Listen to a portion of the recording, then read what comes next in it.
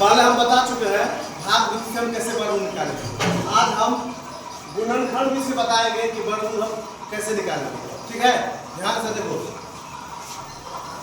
लघुत्तम तो आता है ना, बस उसी हिसाब से है। ध्यान दो, 2 से लगाओ।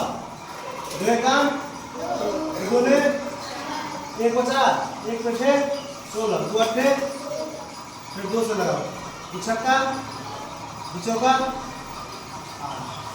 3 दूनी 6 2 दूनी 2 से 2 काम 1 पे 2 12 6 दूनी 12 2 से लगाओ। 2 अट्ठे, फिर 2 चौका 2 दूनी और 2 काम 2 दूनी 4 2 काम 2। ध्यान दो, 1 2 3 4 5 6 7 8। ठीक है, ये 256 का हम कौन विधि निकालना है? गुणनखंड विधि। ठीक है, यहाँ हम लिखेंगे 256 बराबर कितना है? 1 2 3 4 5 6 7 8 है ना, 8 और 2 है 8 हो गई।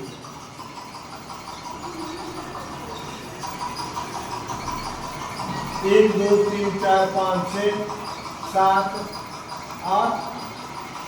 ठीक है, ध्यान दो, वर्गमूल का नियम है कि 2 में से हम 1 बाहर करते हैं। ठीक है, तो यहाँ 2 है तो 2 स्क्वायर कर दो गुने, फिर 2 है 2 है ना, 2 स्क्वायर कर दो, फिर गुने 2 है 2 का स्क्वायर कर दो और 2 फिर स्क्वायर कर दो।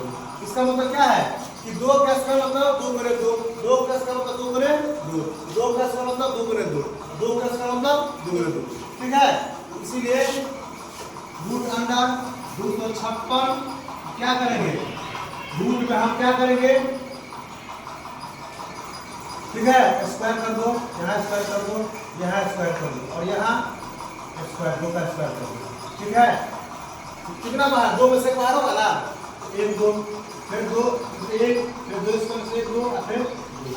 कितना हो गया? 2 दूने 4 4 दूने 8 दूने 16। तो 256 का वर्गमूल कितना निकल गया? तो 16 निकला है ना। तो 16 का स्क्वायर करोगे तो क्या लिखोगे? 16 समझ लो, अगर 16 का स्क्वायर करोगे तो क्या इसका मतलब हुआ? तो 16 को हमको 2 बार गुना करना है। तो 16 गुने 16 जब गुना करोगे तो 256 आ जाएगा ना।